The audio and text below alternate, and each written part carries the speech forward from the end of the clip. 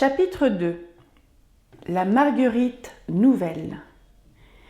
Au premier palier, la Sorelli se heurta au comte de Chagny qui montait. Le comte, ordinairement si calme, montrait une grande exaltation. « J'allais chez vous, fit le comte, en saluant la jeune femme de façon fort galante. « Ah, Sorelli, quelle belle soirée! Et Christine Daae, quel triomphe !»« Pas possible !» protesta Meg Giry. « Il y a 6 mois, elle chantait comme un clou. Mais laissez-nous passer, mon cher comte, fit la gamine, avec une révérence mutine.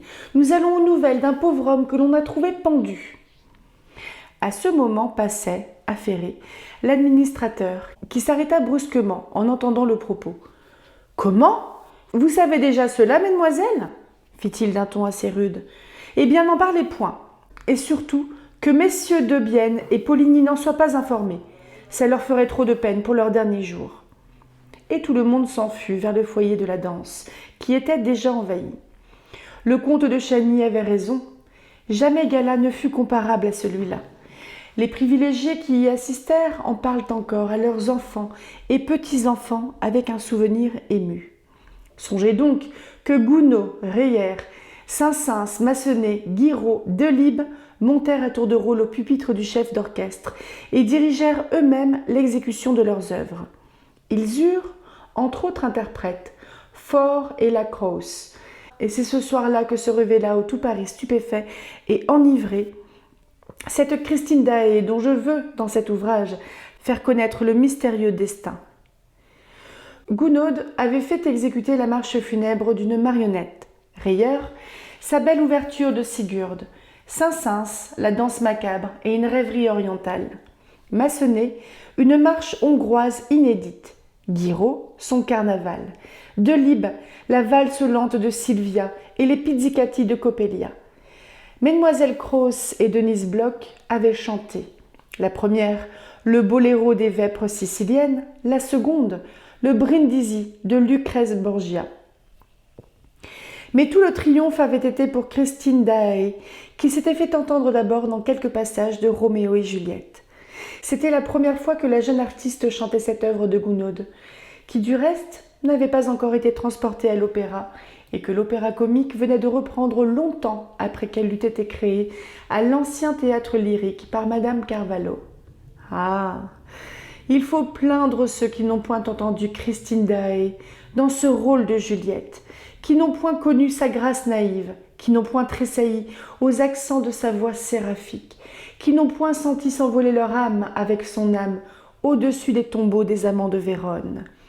Seigneur, Seigneur, Seigneur, pardonnez-nous. Eh bien, tout cela n'était encore rien à côté des accents surhumains qu'elle fit entendre dans l'acte de la prison et le trio final de Faust qu'elle chanta en remplacement de la Carlotta, indisposée. On n'avait jamais entendu, jamais vu ça. Ça, c'était la Marguerite nouvelle que révélait la Daae, une Marguerite d'une splendeur, d'un rayonnement encore insoupçonné.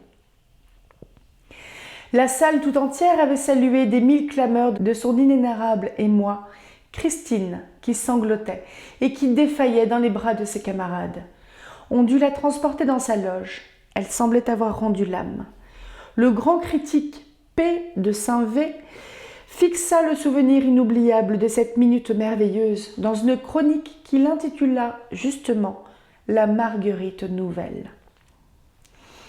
Comme un grand artiste qu'il était, il découvrait simplement que cette belle et douce enfant avait apporté ce soir-là, sur les planches de l'opéra, un peu plus que son art, c'est-à-dire son cœur.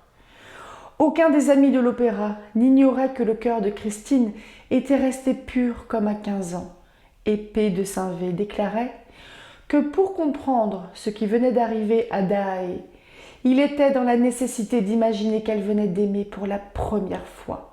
« Je suis peut-être indiscret, ajoutait-il, mais l'amour seul est capable d'accomplir un pareil miracle, une aussi foudroyante transformation. Nous avons entendu il y a 2 ans Christine Daae dans son concours du conservatoire, et elle nous avait donné un espoir charmant. D'où vient le sublime d'aujourd'hui ? S'il ne descend point du ciel sur les ailes de l'amour, il me faudra penser qu'il monte de l'enfer et que Christine, comme le maître chanteur Ofterdingen, a passé un pacte avec le diable. Qui n'a pas entendu Christine chanter le trio final de Faust ne connaît pas Faust. L'exaltation de la voix et l'ivresse sacrée d'une âme pure ne sauraient aller au-delà. Cependant, quelques abonnés protestaient. Comment avait-on pu leur dissimuler si longtemps un pareil trésor ? Christine Daae avait été jusqu'alors un si belle, convenable, auprès de cette Marguerite, un peu trop splendidement matérielle qu'était la Carlotta. Et il avait fallu l'absence incompréhensible et inexplicable de la Carlotta à cette soirée de gala pour qu'au pied levé, la petite Daae put donner toute sa mesure dans une partie du programme réservée à la diva espagnole. Enfin, comment, privés de Carlotta, messieurs de Bienne et Poligny s'étaient-ils adressés à la Daae ? Ils connaissaient donc son génie caché, et s'ils le connaissaient, pourquoi le cachait-il ? Et elle, pourquoi le cachait-elle ? Chose bizarre, on ne lui connaissait point de professeur actuel. Elle avait déclaré à plusieurs reprises que, désormais, elle travaillerait toute seule. Tout cela était bien inexplicable. Le comte de Chagny avait assisté, debout dans sa loge, à ce délire et s'y était mêlé par ses bravos éclatants. Le comte de Chagny, Philippe Georges Marie, avait alors exactement 41 ans. C'était un grand seigneur et un bel homme. D'une taille au-dessus de la moyenne, d'un visage agréable, malgré le front dur et des yeux un peu froids, il était d'une politesse raffinée avec les femmes et un peu hautain avec les hommes, qui ne lui pardonnaient pas toujours ses succès dans le monde. Il avait un cœur excellent et une honnête conscience. Par la mort du vieux comte Philibert, il était devenu le chef d'une des plus illustres et des plus antiques familles de France, dont les quartiers de noblesse remontaient à Louis le Hutin. La fortune des Chagny était considérable, et quand le vieux comte, qui était veuf, mourut, ce ne fut point une mince besogne pour Philippe, que celle qu'il dut accepter de gérer un aussi lourd patrimoine. Ses deux sœurs et son frère Raoul ne voulurent point entendre parler de partage, et ils restèrent dans l'indivision, s'en remettant de tout à Philippe, comme si le droit d'aînesse n'avait point cessé d'exister. Quand les deux sœurs se marièrent, le même jour, elles reprirent leur part des mains de leur frère, non point comme une chose leur appartenant, mais comme une dot dont elles lui exprimèrent leur reconnaissance. La comtesse de Chagny, née de Maurogis de la Martinière, était morte en donnant le jour à Raoul, né 20 ans après son frère aîné. Quand le vieux comte était mort, Raoul avait 12 ans. Philippe s'occupa activement de l'éducation de l'enfant. Il fut admirablement secondé dans cette tâche par ses sœurs d'abord, et puis par une vieille tante, veuve du marin, qui habitait Brest, et qui donna au jeune Raoul le goût des choses de la mer. Le jeune homme entra au Borda, en sortit dans les premiers numéros, et accomplit tranquillement son tour du monde. Grâce à de puissants appuis, il venait d'être désigné pour faire partie de l'expédition officielle du Requin, qui avait mission de rechercher dans les glaces du pôle les survivants de l'expédition du Dartois, dont on n'avait pas de nouvelles depuis 3 ans. En attendant, il jouissait d'un long congé qui ne devait prendre fin que dans 6 mois, et les douairières du noble faubourg, en voyant cet enfant joli, qui paraissait si fragile, le plaignaient déjà des rudes travaux qui l'attendaient. La timidité de ce marin, je serais presque tentée de dire, son innocence, était remarquable. Il semblait être sorti la veille de la main des femmes. De fait, choyé par ses 2 sœurs et par sa vieille tante, il avait gardé de cette éducation purement féminine des manières presque candides, empreintes d'un charme que rien jusqu'alors n'avait pu ternir. À cette époque, il avait un peu plus de 21 ans et en paraissait 18. Il avait une petite moustache blonde, de beaux yeux bleus et un teint de fille. Philippe gâtait beaucoup Raoul. D'abord, il en était très fier et prévoyait avec joie une carrière glorieuse pour son cadet dans cette marine où l'un de leurs ancêtres, le fameux Chani de la Roche, avait tenu rang d'amiral. Il profitait du congé du jeune homme pour lui montrer Paris, que celui-ci ignorait à peu près dans ce qu'il peut offrir de joies luxueuses et de plaisirs artistiques. Le comte estimait qu'à l'âge de Raoul, trop de sagesse n'est plus tout à fait sage. C'était un caractère fort bien équilibré que celui de Philippe.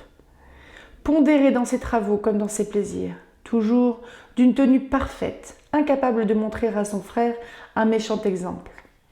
Il l'emmena partout avec lui. Il lui fit même connaître le foyer de la danse. Je sais bien que l'on racontait que le comte était du dernier bien avec la Sorelli. Mais quoi ? Pouvait-on faire un crime à ce gentilhomme resté célibataire et qui par conséquent avait bien des loisirs devant lui, surtout depuis que ses sœurs étaient établies, de venir passer 1 heure ou 2 après son dîner dans la compagnie d'une danseuse qui, évidemment, n'était point très spirituelle, mais qui avait les plus jolis yeux du monde. Et puis, il y avait des endroits où un vrai Parisien, quand il tient le rang du comte de Chani, doit se montrer. Et à cette époque, le foyer de la danse de l'opéra était un de ces endroits-là. Enfin, peut-être Philippe n'eût-il pas conduit son frère dans les coulisses de l'Académie nationale de musique si celui-ci n'avait été le premier, à plusieurs reprises, à le lui demander, avec une douce obstination dont le comte devait se souvenir plus tard. Philippe, après avoir applaudi ce soir-là la Daae, s'était tourné du côté de Raoul et l'avait vu si pâle qu'il en avait été effrayé. « Vous ne voyez donc point, avait dit Raoul, que cette femme se trouve mal. » En effet, sur la scène, on devait soutenir Christine Daae. « C'est toi qui vas défaillir, fit le comte en se penchant vers Raoul. Qu'as-tu donc ? Mais Raoul était déjà debout. Allons, dit-il, la voix frémissante. Où veux-tu aller, Raoul ? Interrogea le comte, étonné de l'émotion dans laquelle il trouvait son cadet. Mais allons voir, c'est la première fois qu'elle chante comme ça. Le comte fixa curieusement son frère et un léger sourire vint s'inscrire au coin de sa lèvre amusée. Bah ! Et il ajouta tout de suite. Allons, allons. Il avait l'air enchanté. Ils furent bientôt à l'entrée des abonnés, qui étaient fort encombrés. En attendant qu'il pût pénétrer sur la scène, Raoul déchirait ses gants d'un geste innocent. Philippe, qui était bon, ne se moqua point de son impatience, mais il était renseigné.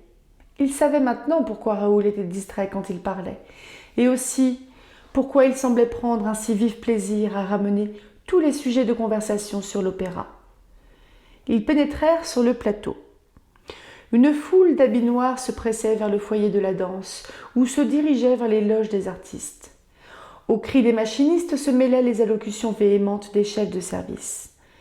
Les figurants du dernier tableau qui s'en vont, les marcheuses qui vous bousculent, un portant qui passe, une toile de fond qui descend du cintre, impraticable qu'on assujettit à grands coups de marteau, l'éternelle place au théâtre, qui retentit à vos oreilles comme la menace de quelque catastrophe nouvelle pour votre 8 reflets, ou d'un renfoncement solide pour vos reins. Tel est l'événement habituel des entr'actes, qui ne manque jamais de troubler un novice comme le jeune homme à la petite moustache blonde, aux yeux bleus et au teint de fille, qui traversait, aussi vite que l'encombrement le lui permettait, cette scène sur laquelle Christine Daae venait de triompher et sous laquelle Joseph Buquet venait de mourir.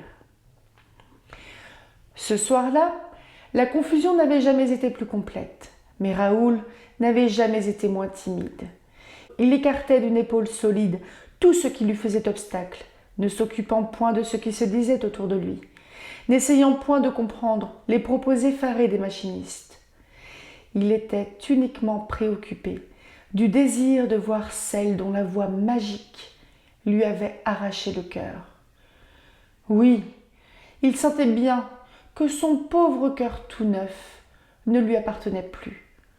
Il avait bien essayé de le défendre depuis le jour où Christine, qu'il avait connue toute petite, lui était réapparue.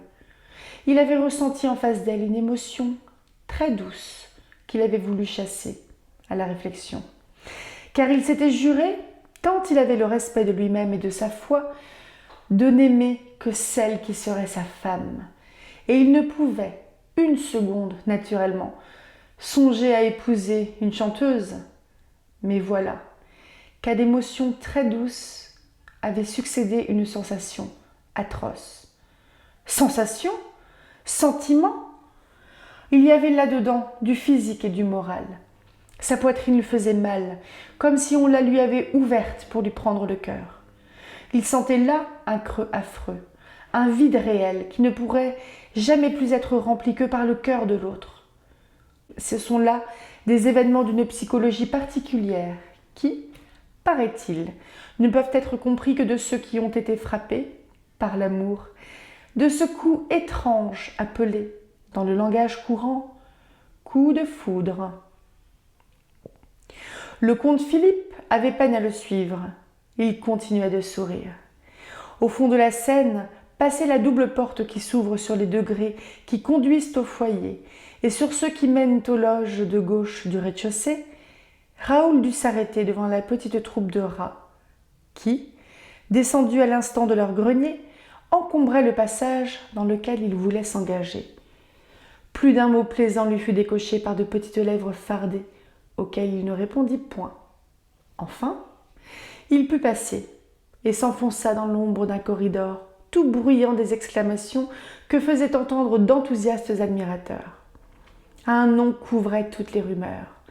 Dae, Dae. Le comte, derrière Raoul, se disait « Le coquin connaît le chemin !» Et il se demandait comment il l'avait appris. Jamais il n'avait conduit lui-même Raoul chez Christine.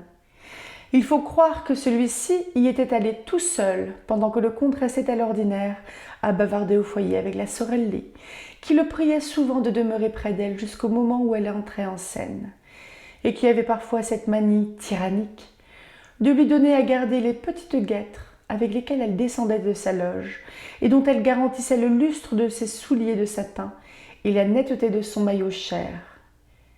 La Sorelli avait une excuse. Elle avait perdu sa mère.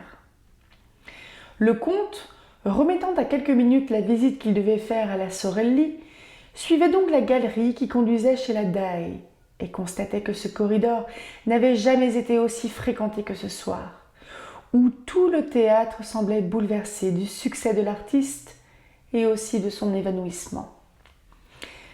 Car la belle enfant n'avait pas encore repris connaissance, et on était allé chercher le docteur du théâtre, qui arriva sur ses entrefaites, bousculant les groupes et suivi de près par Raoul, qui lui marchait sur les talons.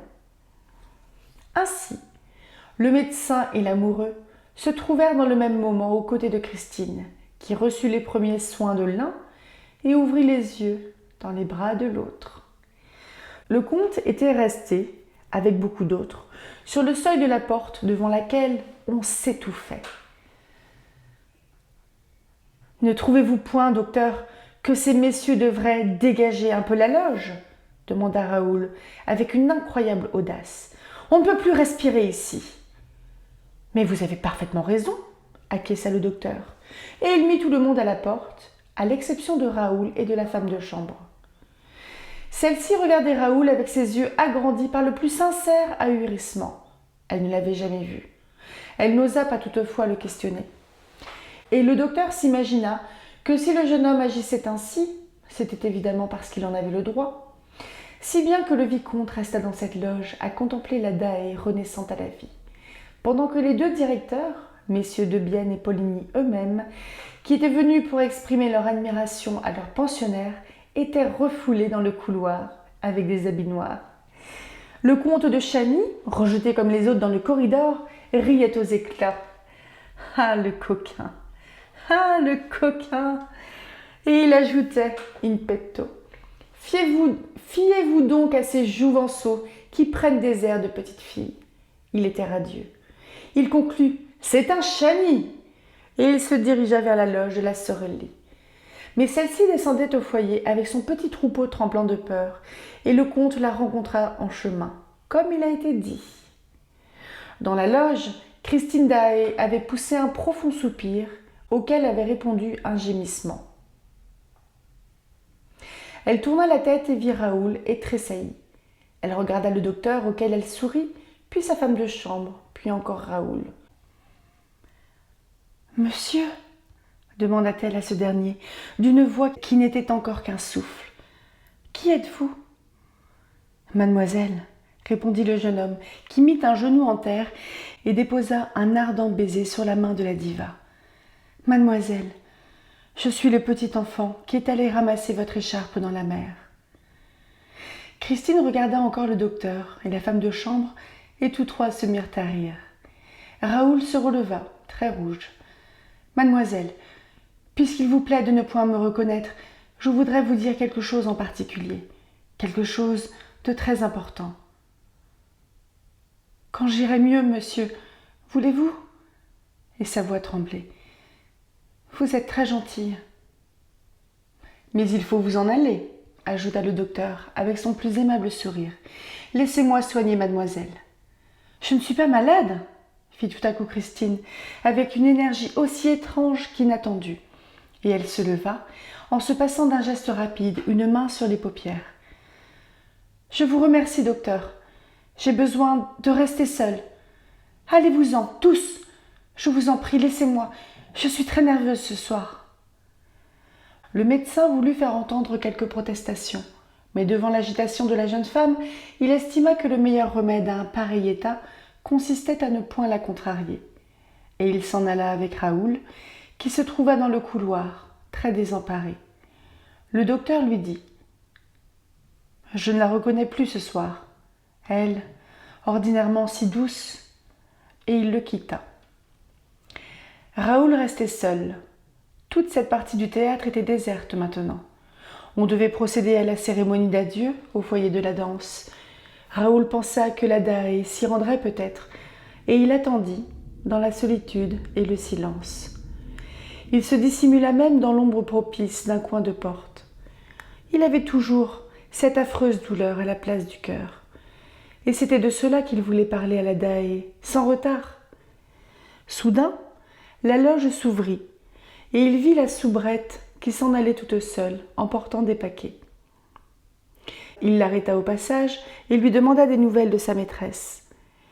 Elle lui répondit en riant que celle-ci allait tout à fait bien, mais qu'il ne fallait point la déranger, parce qu'elle désirait rester seule. Et elle se sauva. Une idée traversa la cervelle embrasée de Raoul. Évidemment, la Danaé voulait rester seule, pour lui. Ne lui avait-il point dit qu'il désirait l'entretenir particulièrement?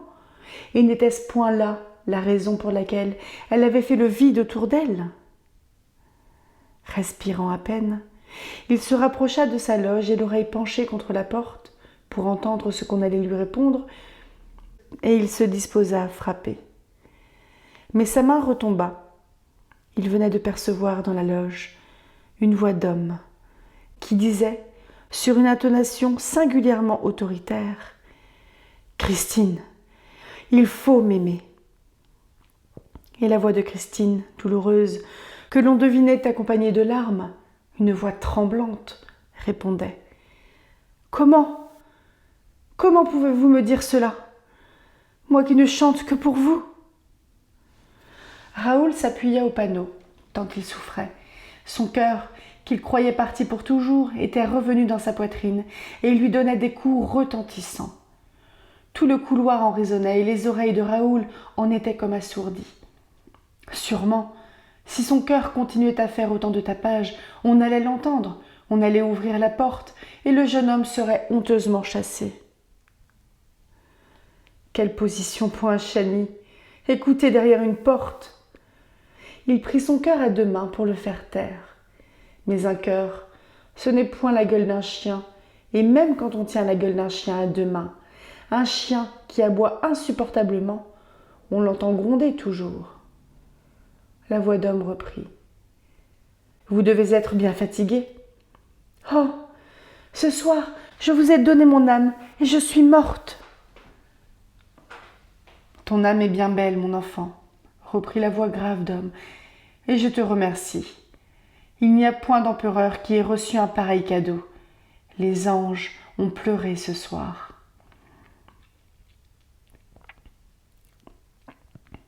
Après ces mots, les anges ont pleuré ce soir, le vicomte n'entendit plus rien. Cependant, il ne s'en alla point. Mais, comme il craignait d'être surpris, il se rejeta dans son coin d'ombre, décidé à attendre là que l'homme quittât la loge. À la même heure, il venait d'apprendre l'amour et la haine. Il savait qu'il aimait. Il voulait connaître qui il haïssait.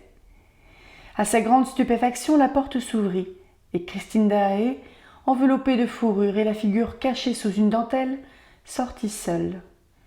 Elle referma la porte, mais Raoul observa qu'elle ne refermait point à clé.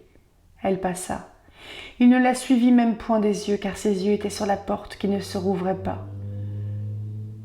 Alors, le couloir étant à nouveau désert, il le traversa. Il ouvrit la porte de la loge et la referma aussitôt derrière lui. Il se trouvait dans la plus opaque obscurité. On avait éteint le gaz. « Il y a quelqu'un ici !» fit Raoul d'une voix vibrante. « Pourquoi se cache-t-il » Et ce disant, il s'appuyait toujours du dos à la porte close. La nuit et le silence. Raoul n'entendait que le bruit de sa propre respiration. Il ne se rendait certainement point compte que l'indiscrétion de sa conduite dépassait tout ce que l'on pouvait imaginer. « Vous ne sortirez d'ici que lorsque je le permettrai !» s'écria le jeune homme. « Si vous ne me répondez pas, vous êtes un lâche, mais je saurai bien vous démasquer. » Et il fit craquer son allumette. La flamme éclaira la loge. Il n'y avait personne dans la loge. Raoul, après avoir pris soin de fermer la porte à clé, alluma les globes, les lampes. Il pénétra dans le cabinet de toilette, ouvrit les armoires, chercha, tâta de ses mains moites les murs. Rien. « Ah ça !» dit-il tout haut. « Est-ce que je deviens fou ?» Il resta ainsi 10 minutes, à écouter le sifflement du gaz dans la paix de cette loge abandonnée. Amoureux, il ne songea même point à dérober un ruban qui lui eût apporté le parfum de celle qu'il aimait. Il sortit, ne sachant plus ce qu'il faisait ni où il allait. À un moment de son incohérente déambulation, un air glacé vint le frapper au visage. Il se trouvait au bas d'un étroit escalier que descendait derrière lui un cortège d'ouvriers penchés sur une espèce de brancard que recouvrait un linge blanc. « La sortie, s'il vous plaît !» fit-il à l'un de ces hommes. « Vous voyez bien, en face de vous !» lui fut-il répondu. « La porte est ouverte. Maintenant, mais laissez-nous passer. » Il demanda machinalement en montrant le brancard. « Qu'est-ce que c'est que ça ?»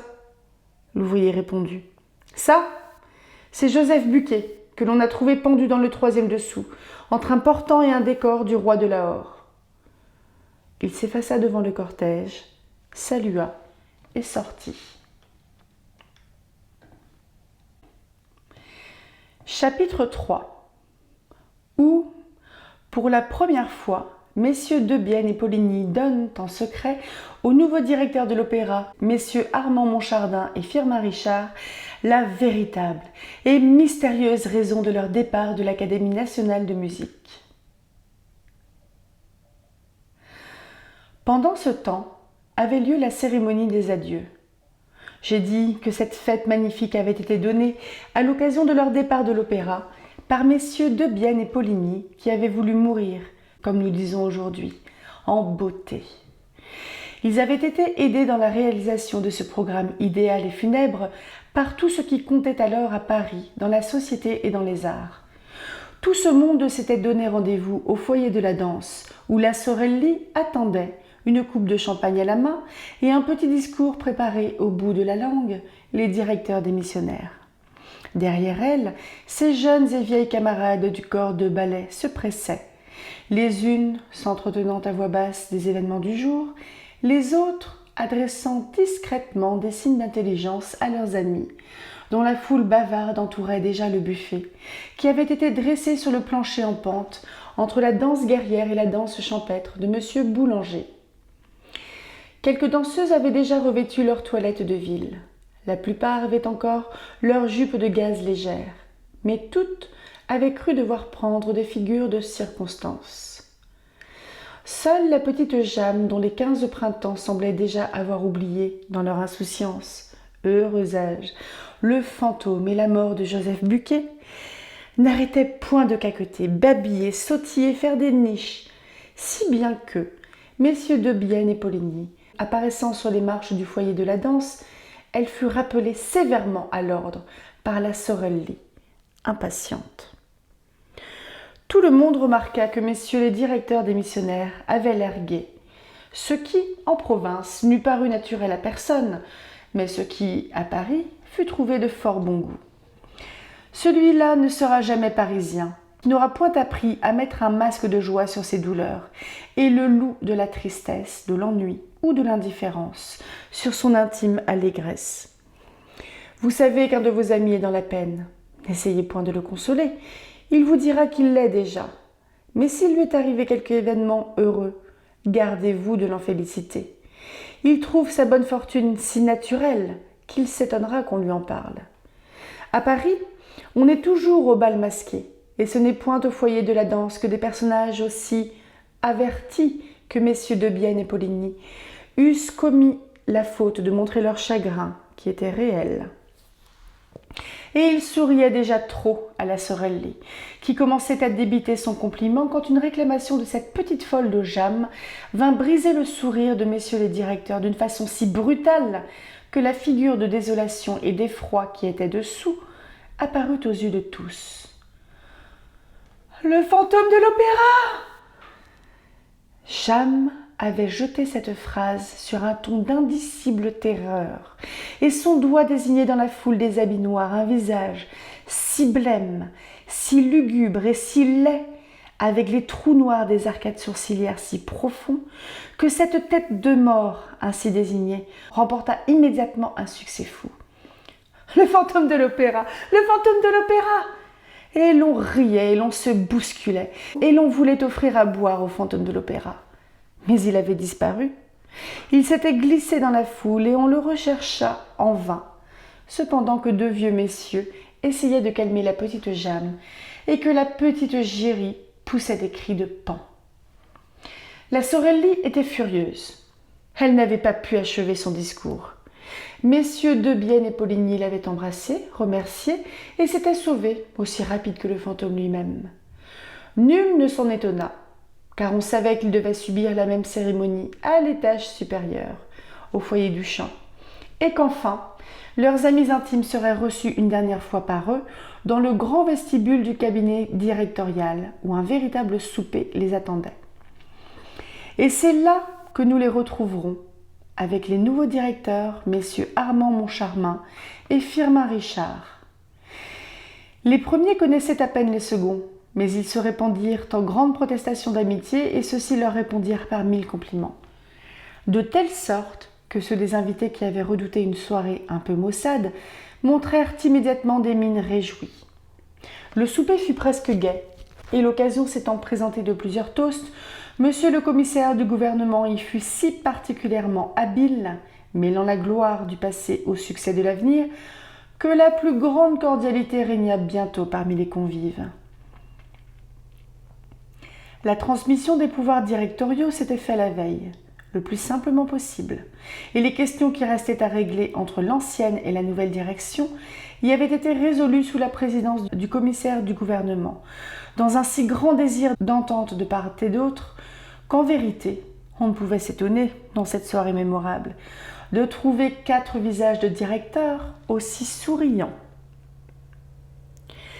Messieurs de Bienne et Poligny avaient déjà remis à messieurs Armand Moncharmin et Firmin Richard les 2 clés minuscules, les passe-partout, qui ouvraient toutes les portes de l'Académie nationale de musique, plusieurs milliers. Et prestement, ces petites clés, objet de la curiosité générale, passaient de main en main, quand l'attention de quelques-uns fut détournée par la découverte qu'ils venaient de faire, au bout de la table, de cette étrange et blême et fantastique figure aux yeux caves qui était déjà apparue au foyer de la danse et qui avait été saluée par la petite Jeanne de cette apostrophe. Le fantôme de l'opéra. Il était là, comme le plus naturel des convives, sauf qu'il ne mangeait ni ne buvait. Ceux qui avaient commencé à le regarder en souriant avaient fini par détourner la tête, tant cette vision portait immédiatement l'esprit aux pensées les plus funèbres. Nul ne recommença la plaisanterie du foyer, nul ne s'écria « Voilà, le fantôme de l'opéra !» Il n'avait pas prononcé un mot, et ses voisins eux-mêmes n'eussent pu dire à quel moment précis il était venu s'asseoir là. Mais chacun pensa que si les morts revenaient parfois s'asseoir à la table des vivants, ils ne pouvaient montrer de plus macabre visage.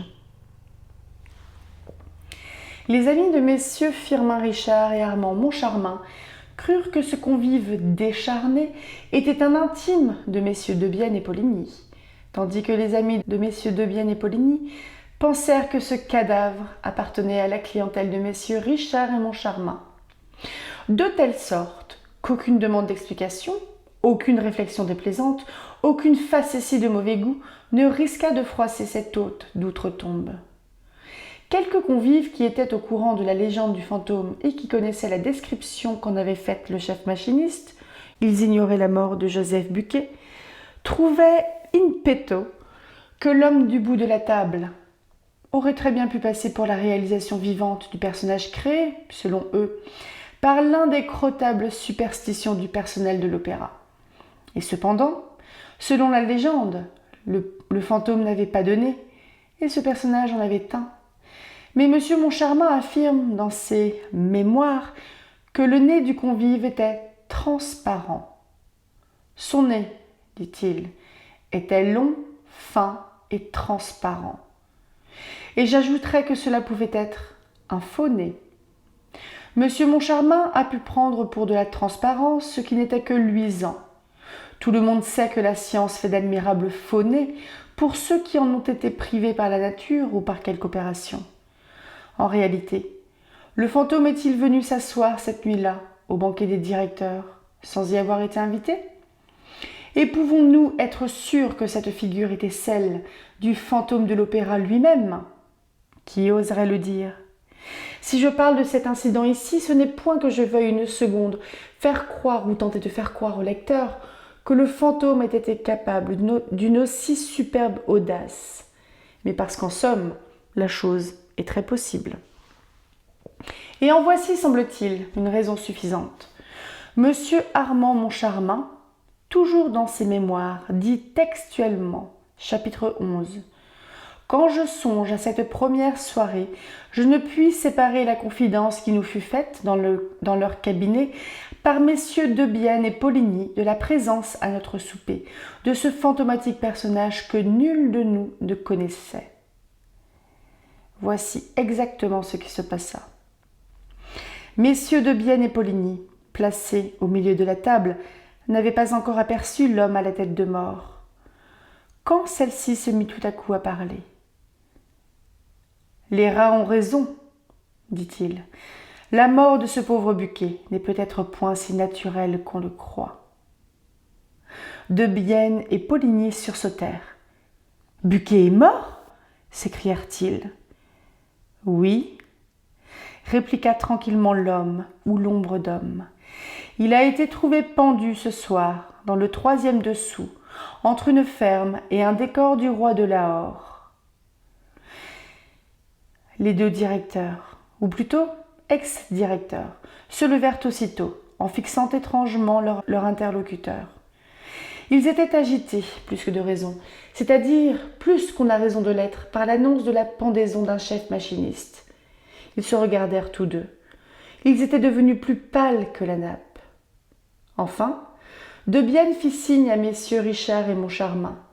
Poligny prononça quelques paroles d'excuse à l'adresse des convives, et tous quatre passèrent dans le bureau directorial. Je laisse la parole à monsieur Moncharmin. Messieurs Debienne et Poligny semblaient de plus en plus agités, raconte-t-il dans ses mémoires, et il nous parut qu'ils avaient quelque chose à nous dire qui les embarrassait fort. D'abord, ils nous demandèrent si nous connaissions l'individu, assis au bout de la table, qui leur avait appris la mort de Joseph Buquet, et, sur notre réponse négative, ils se montrèrent encore plus troublés. Ils nous prirent les passe-partout des mains, les considérèrent un instant, hochèrent la tête, puis nous donnèrent le conseil de faire de nouvelles serrures dans le plus grand secret pour les appartements, cabinets et objets dont nous pouvions désirer la fermeture hermétique. Ils étaient si drôles en disant cela que nous nous prîmes à rire en leur demandant s'il y avait des voleurs à l'opéra. Ils nous répondirent qu'il y avait quelque chose de pire, qui était le fantôme.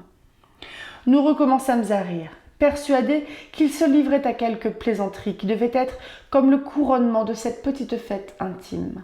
Et puis, sur leur prière, nous reprîmes notre sérieux, décidés à entrer pour leur faire plaisir dans cette sorte de jeu. Ils nous dirent que jamais ils ne nous auraient parlé du fantôme, s'ils n'avaient reçu l'ordre formel du fantôme lui-même de nous engager à nous montrer aimables avec celui-ci et à lui accorder tout ce qu'il nous demanderait. Cependant, trop heureux de quitter un domaine où régnait en maîtresse cette ombre tyrannique et d'en être débarrassés du coup, ils avaient hésité, jusqu'au dernier moment, à nous faire part d'une aussi curieuse aventure à laquelle certainement nos esprits sceptiques n'étaient point préparés.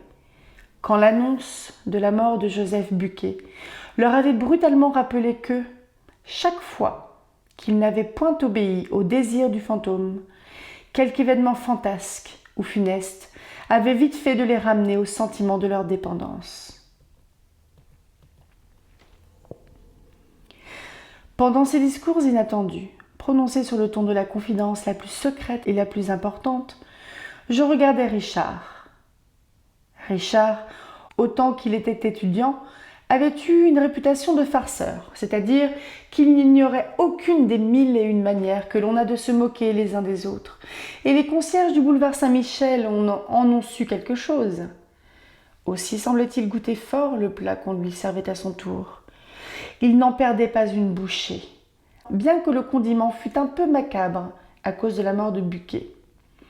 Il hochait la tête avec tristesse, et sa mine, au fur et à mesure que les autres parlaient, devenait lamentable comme celle d'un homme qui regrettait amèrement cette affaire de l'opéra, maintenant qu'il apprenait qu'il y avait un fantôme dedans. Je ne pouvais faire mieux que de copier servilement cette attitude désespérée. Cependant, malgré tous nos efforts, nous ne pûmes, à la fin, nous empêcher de pouffer à la barbe de messieurs Debienne et Poligny, qui, nous voyant passer sans transition de l'état d'esprit le plus sombre à la gaieté la plus insolente, firent comme s'ils croyaient que nous étions devenus fous. La farce se prolongeant un peu trop, Richard demanda, moitié figue, moitié raisin, « Mais enfin, qu'est-ce qu'il veut, ce fantôme-là » Monsieur Poligny se dirigea vers son bureau et en revint avec une copie du cahier des charges. Le cahier des charges commence par ces mots.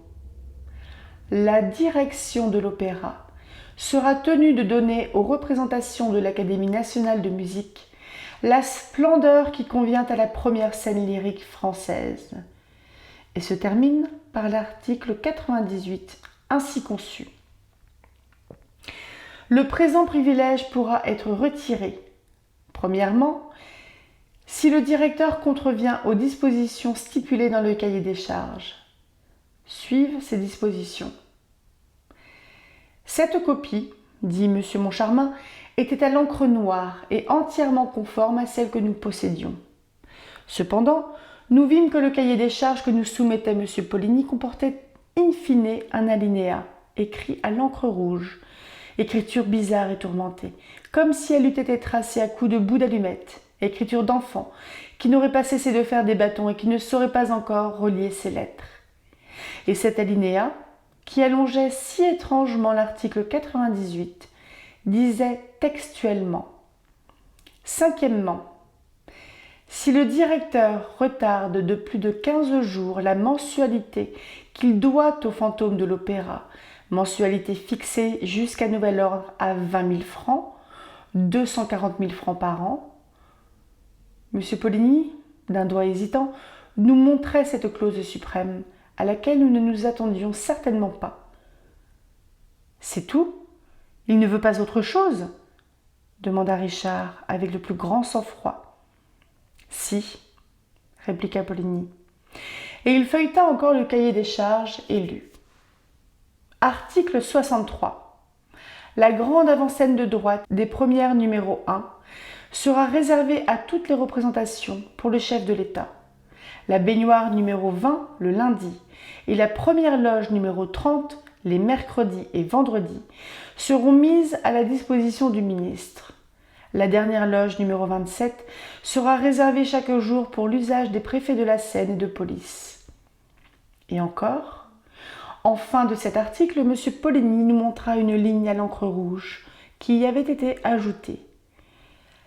La première loge numéro 5 sera mise à toutes les représentations à la disposition du fantôme de l'opéra. Sur ce dernier coup, nous ne pûmes que nous lever et serrer chaleureusement les mains de nos deux prédécesseurs en les félicitant d'avoir imaginé cette charmante plaisanterie qui prouvait que la vieille gaieté française ne perdait jamais ses droits. Richard crut même devoir ajouter qu'il comprenait maintenant pourquoi messieurs Debienne et Poligny quittaient la direction de l'Académie nationale de musique. Les affaires n'étaient plus possibles avec un fantôme aussi exigeant. « Évidemment !» répliqua sans sourciller M. Poligny. 240 000 francs ne se trouvent pas sous le fer d'un cheval. Et avez-vous compté ce que peut nous coûter la non-location de la première loge numéro 5 réservée aux fantômes à toutes les représentations?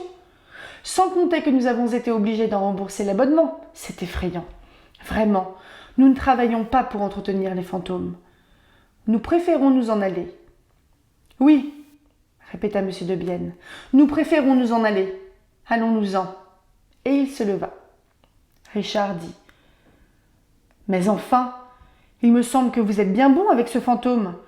Si j'avais un fantôme aussi gênant que ça, je n'hésiterais pas à le faire arrêter. Mais où? Mais comment? S'écrièrent-ils en chœur. Nous ne l'avons jamais vu. Mais quand il vient dans sa loge, nous ne l'avons jamais vu dans sa loge. Alors louez-la. Louez la loge du fantôme de l'opéra. Eh bien, messieurs, essayez. Sur quoi, nous sortîmes tous quatre du cabinet directorial, Richard et moi. Nous n'avions jamais tant ri.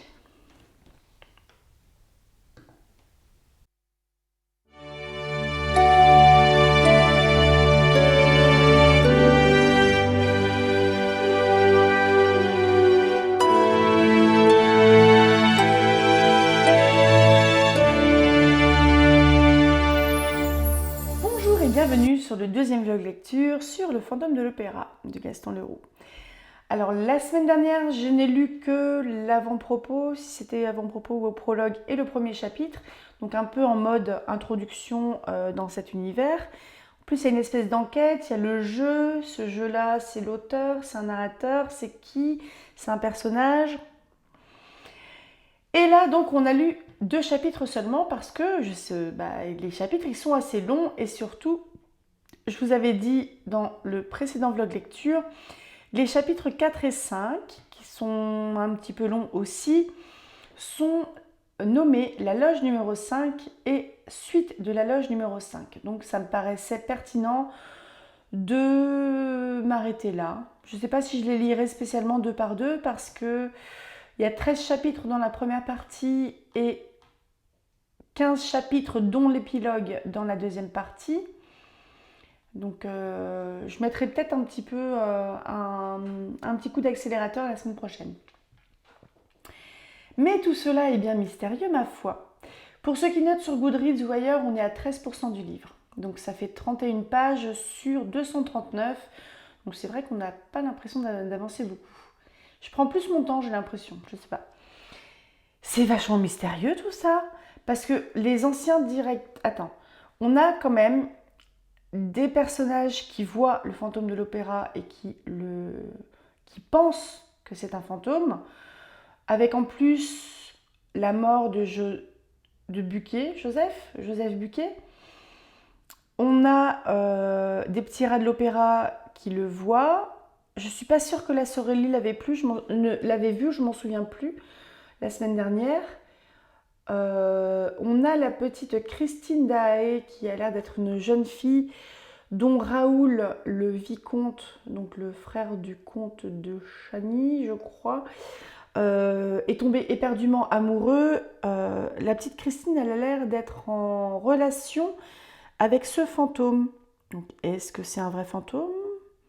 Est-ce que c'est quelqu'un qui se fait passer pour un fantôme?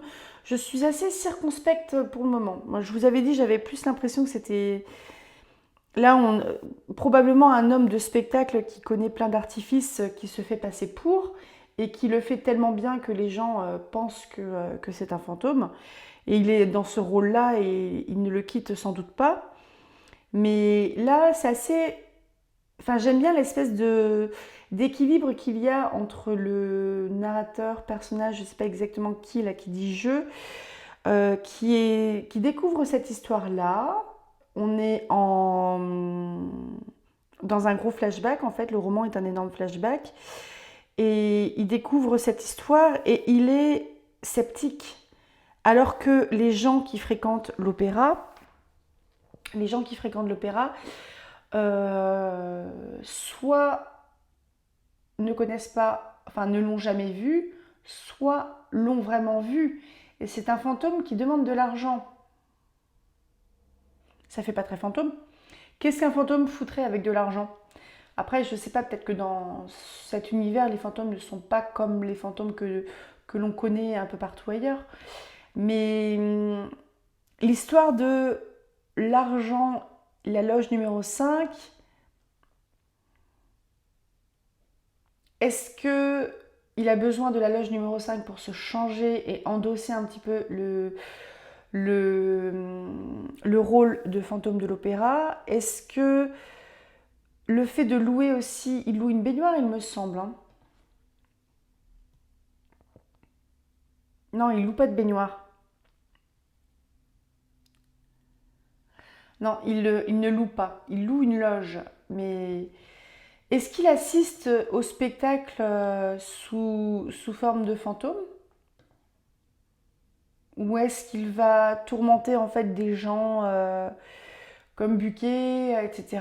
Dès qu'il n'a pas quelque chose, il va faire un peu entre guillemets le poltergeist et taper dans les murs, faire peur, faire bouger des choses, apparaître. Ce qui fait que les gens ils flippent et c'est normal. Là encore, je suis pas sûre qu'on soit dans un truc qui soit fantastique. Je pense qu'on est un peu à la lisière entre du fantastique, un peu peut-être une inspiration. Pardon, j'ai un truc dans l'œil. On a peut-être un peu une inspiration gothique, roman gothique, à ne pas savoir si.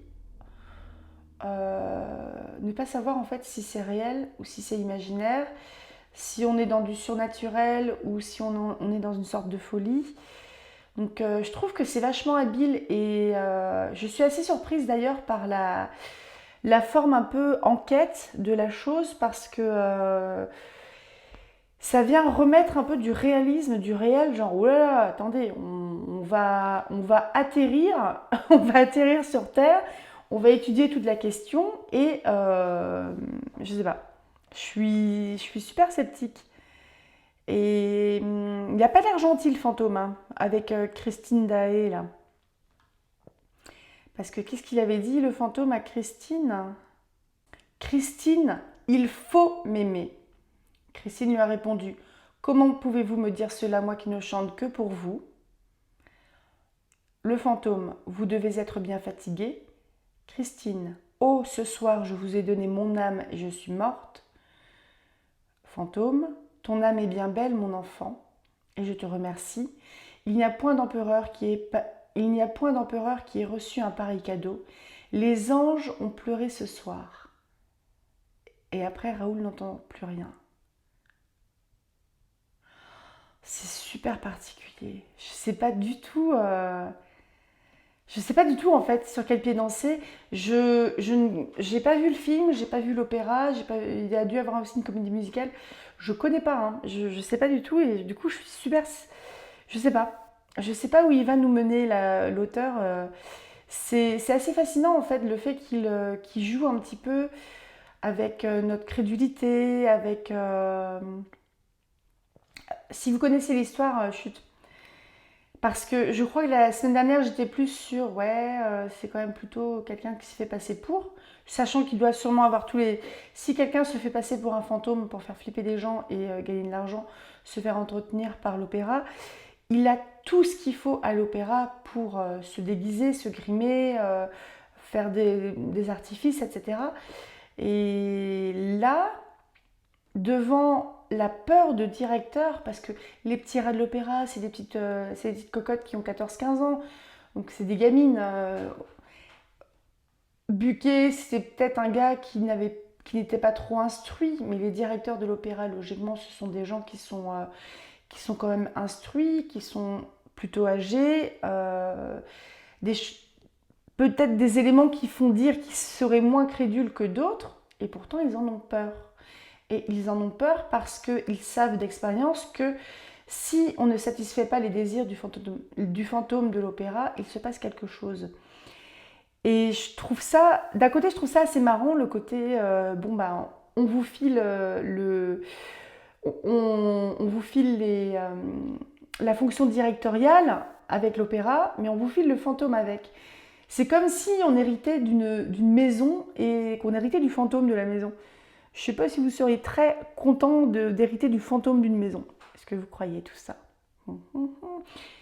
J'ai peut-être cru un peu à un moment à ce genre de choses. Je suis beaucoup plus sceptique maintenant. Je vieillis. Je crois plus à rien. Donc voilà, n'hésitez pas à me dire quelles sont vos théories. Moi, je suis assez sceptique. Je sais pas. En fait, je sais pas où on va. Je me répète. Hein. Mais ne me dites pas si vous connaissez l'histoire. Laissez-moi la surprise. Je connais pas. Peut-être que mes théories sont complètement foireuses parce que là, je commence à tendre un petit peu du côté de... Il y a quand même des directeurs qui pensent que c'est un fantôme. Hein. Mais c'est quand même bizarre que le fantôme, il me demande de l'argent. Est-ce qu'il essaye de protéger quelqu'un? Est-ce qu'il essaye d'entretenir quelqu'un? Je sais pas. Je ne sais point. Donc, c'est une belle découverte, j'aime bien. Je me laisse promener par tout ça.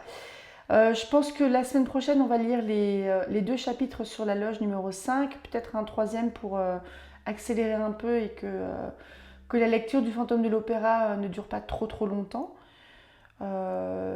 Après, n'hésitez pas à me dire si vous préférez par exemple du 3/4 d'heure de vidéo et pas trop longtemps en vlog lecture, ça dépend si je suis bavarde ou pas, ou si vous préférez une bonne grosse vidéo d'1 heure, 1 heure et quart.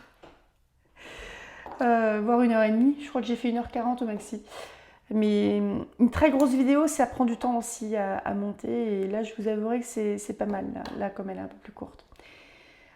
Passez un très bon dimanche. À demain pour ceux qui sont là pour la suite des caractères de la bruyère. Donc, on est sur la traduction des caractères de Théophraste par la bruyère. Et passez un très bon week-end. Mercredi, il y aura probablement une vidéo Je découvre Jane Austen où je fais un petit récap de Raison et sensibilité, Orgueil et préjugés. Et j'ai lu Juvenilia, une édition avec 3 courtes nouvelles, dont 2 épistolaires, donc œuvre de jeunesse de Jane Austen. J'ai lu Lady Suzanne, un roman épistolaire. Et je suis en train de lire Sanditon, je suis à une petite moitié, mais ce sera fini d'ici mardi. Le but étant au pire, mardi, finir le montage. Sinon, j'aurai autre chose sous le coude. Passez un très bon dimanche. À tout bientôt. Lisez tout plein, rêvez tout grand.